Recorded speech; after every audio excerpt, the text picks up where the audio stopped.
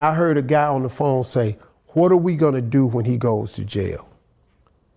And I hung the phone up, I went upstairs, I said Marjorie down, I said, "Marjorie, we got a problem."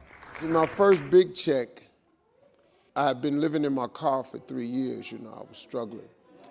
And I had went to Montreal Comedy Festival, and I entered this Just for Laughs Comedy Festival, and I killed. I mean, I killed, man. First night up, I had these Canadians screaming, man. And ABC was there, and ABC asked me to come to the Four Seasons Hotel on Friday. I had nothing, man. They didn't know, man, I had caught a bus up, crossed the border in the car, caught another bus. I didn't even fly there. That's how broke I was, right? And I went to the hotel room and they said, "We loved you. We'd like to give you a holding deal." And I said, "What do you mean by that?" And they said, "We want to pay you not to do business with anybody else but us at this festival. Because as you perform, people of other networks are going to want you." So I said, "Okay." A guy came out the back and gave me a check for $50,000.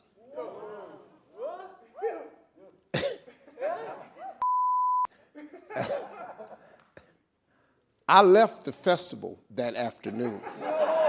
I was supposed to perform Saturday night. This. I got to get back across this border.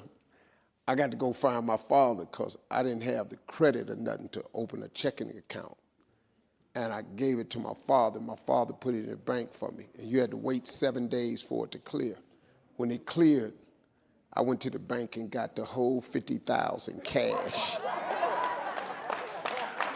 This, I need that whole $50,000 cash.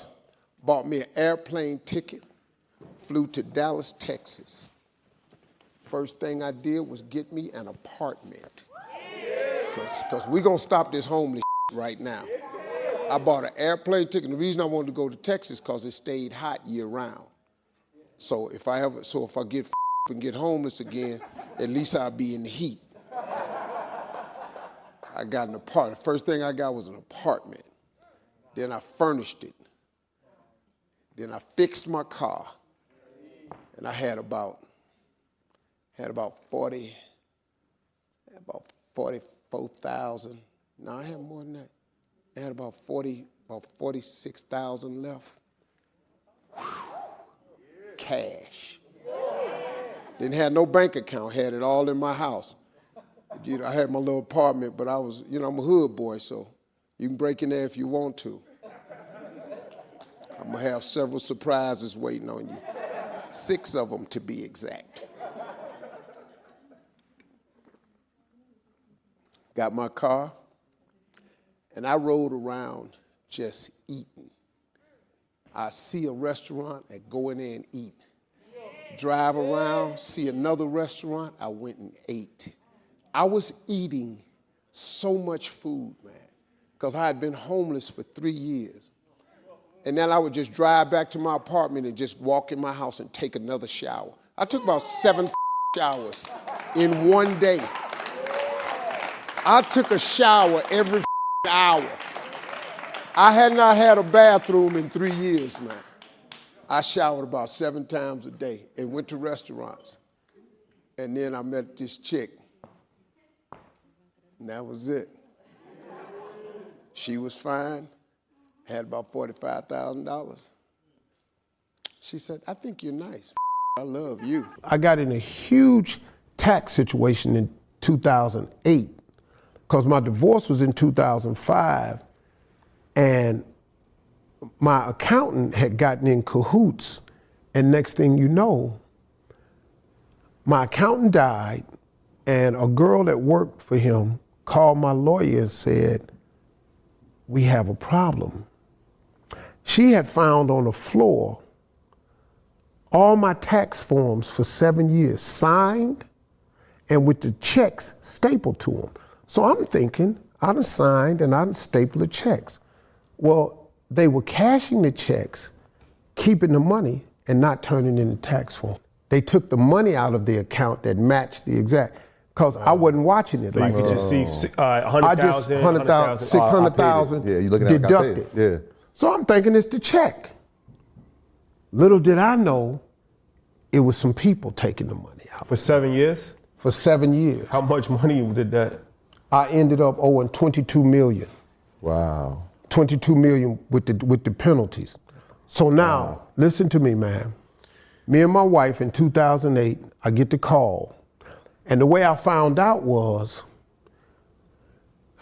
my lawyer called me and said, hey man, we got a problem. You haven't paid taxes in 7 years. I said, man, what are you talking about? I paid taxes, I've been writing the checks and all this here. Oh man. He said, this woman found your taxes in your accountant's office on the floor. Every tax check I had written and every was stapled together for 7 years, quarterly taxes, all of it. So he said, man, that's tax evasion. You can go to prison. And I said, what we gonna do? So he said, hold on, man, let me get some lawyers. So he called up some tax accountants out of Chicago. These boys was the best. And they set me down and they said, man, we got a major problem. He said, I got a friend working at the IRS. Let me take the first year. We took the first year and we sent it in. And he said, man, well, this is an old tax return. He said, man, we got a problem. He got more, but he didn't know it. And so we need a tax payment plan. So the tax payment plan was so astronomical that it was no way I could pay this. So the deal was, if you miss one payment, we come and seize all your assets and you go into jail. That was the deal. So the way I found out I was in real bad trouble was my accountants, my former manager, lawyer, got on a conference call to discuss it. But they sent out an email with the conference call number to my assistant. But it wasn't supposed to go to me. She inadvertently gave it to me. I wasn't even supposed to be on the call. So when I logged in, they were already talking and I just didn't announce myself. And I heard them say, nobody can live under this amount of stress. There's no way he can pay the back taxes, pay his current taxes, and his living expenses. And I heard a guy on the phone say, what are we gonna do when he goes to jail? And I hung the phone up, I went upstairs, I said Marjorie down, I said, Marjorie, we got a problem. When I explained it to her, Marjorie started crying. She sat down and cried. My wife cried for 2 straight days. She said, Steve, what you gonna do? I said, I'm gonna go to work. I took every comedy gig in this country. I signed every contract. I went to work, man. I worked every single Friday, Saturday, and Sunday. I went to every venue, the Verizon, Staples Center, MCI, Phillips. I sold out the Fox. I went everywhere. I stayed on the radio, man. I'm coming, sold out. I never missed a payment. And for 4 years in a row, I was sending $650,000 a month to the government. Plus, I had to pay my current taxes. new taxes. I couldn't get behind on nothing. And I was living. So I was credit cards, running them up, paying them off. And finally, man, in 2012, I sold 49% of my radio company to iHeart. I got a check, man. I got me a check. And then, so I paid the government completely off to zero. And that was the first time, man, I could breathe. And then the pay-per-view, I said, let me get out of stand-up, because my wife said, Steve, you finna be a major TV star.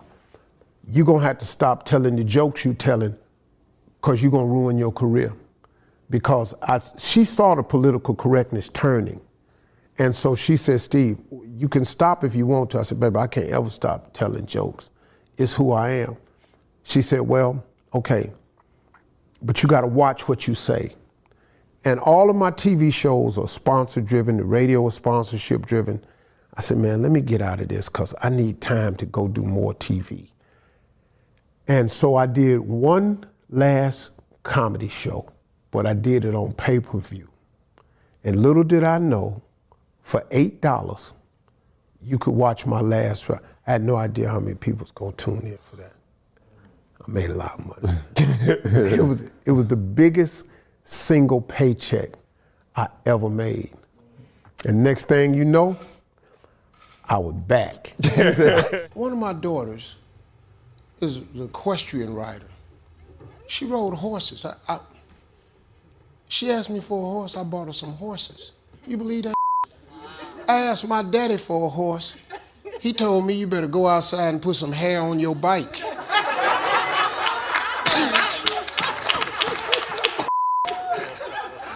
I took a bathroom rug outside and wrapped it around the bar, put tape on it. That was fur, that was my horse.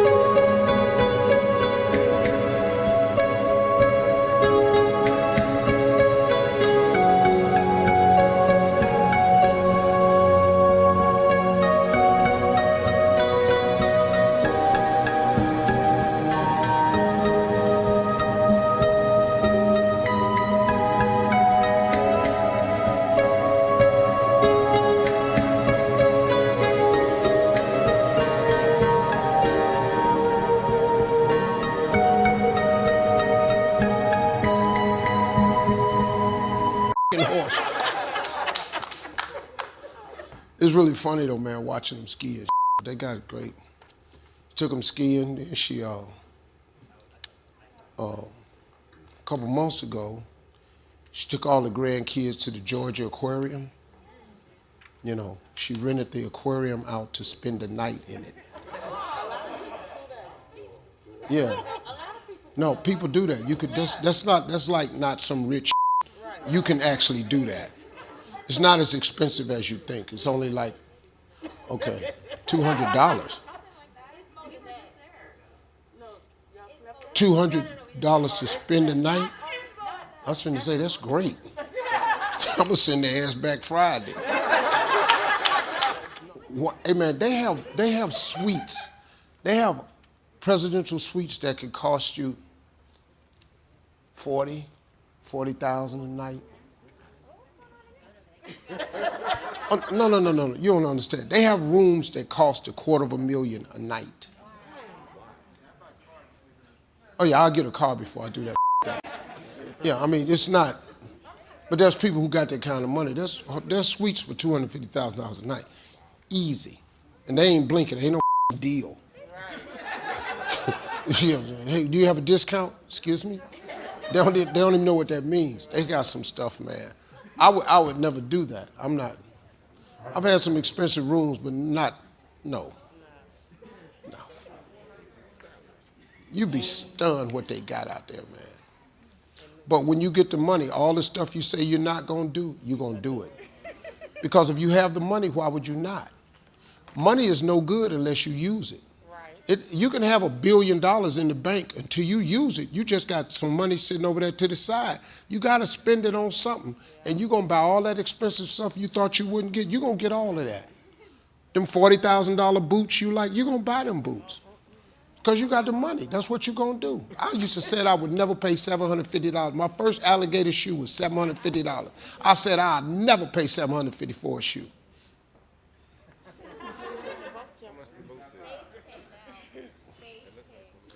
I can't find a shoe for that now. You get the money, you're going to spend it. Or else it's no need of having it. You're going to pay a lot of money for a house because you got the money. You're going to buy the same house Jay-Z and Beyonce bought, $80 million. You're going to go give them cash. $80 million cash. She said, I am.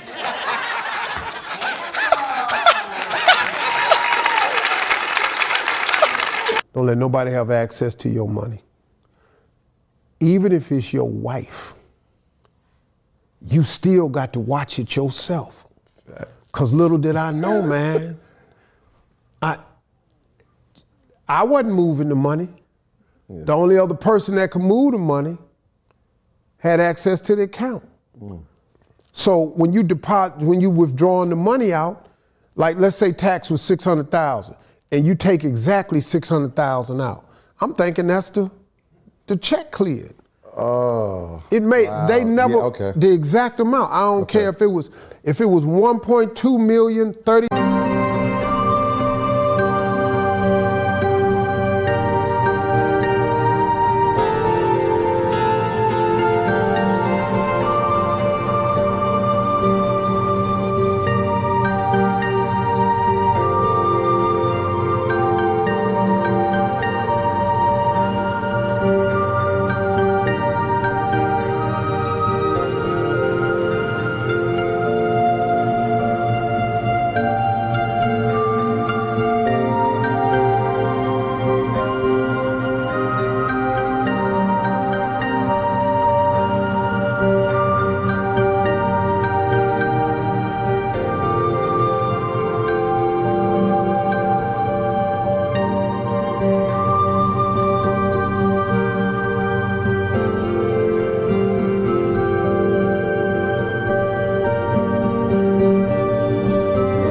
$0.02, 1.232 cent got took out exactly. So I'm thinking, I'm just looking at going down the sheet, not realizing that check ain't cleared. And that's what happened, man. I got burnt. And that happened for 7 years of money, man. So my first TV check, I bought somewhere to live. My first apartment was, the rent was $185 a month. But you know, this was 90s, early 90s, 185. I just had one big room. It had a bathroom in it. It had a refrigerator and kitchen. That's all I cared. I sat up all night just leaning up against the wall. I had a door and a bathroom. It was 8 months before I bought a bed because I had been sleeping in a car. So I'm sleeping on carpet. I'm stretched out. I didn't even miss the bed. So it took me 8 months to buy a bed, man. I was so happy to have a door with a lock on it and a bathroom. So that was the first thing I bought. Then I bought me some clothes. And I said, and one day I was sitting up in the house, I said, man, I need some furniture. So I went and bought me a table that I could eat on and loaded that refrigerator up. That was the first thing I bought with money. I was excited. Then I got on TV, and then I went to Cleveland and bought my dad a car. And then my third check, I had enough money for a house. And I bought my mom and dad a house. That was the first thing I did with my money. Flew them to Texas, show them the house. They ain't even want it. They thought it was too big. It was a 3-bedroom. The house was $126,000. It was in a brand new community. They didn't even want the house. For 2 different reasons. My mother said, I can't go to church down here. My church home ain't here. And we lived in the dry county, and my daddy found out they didn't have a liquor store. So my mama didn't want the house because she wasn't her church home, and my daddy didn't want the house because they didn't have a liquor store. 2 totally different reasons. So I had to take their ass back to Cleveland, and she wanted some new walnut paneling and new shag carpeting. Who the wants new walnut paneling? So I had to buy her new walnut paneling, put it all over the walls, bought her some green shag carpet, and she wanted a new spoon and fork set on the wall. Remember the big giant spoon and fork? She wanted a new one of them. And then my father, they replaced the picture of, we had Martin Luther King, Kennedy, and my mother had a picture of Jesus on the wall, but Jesus was white, so my father had that taken off.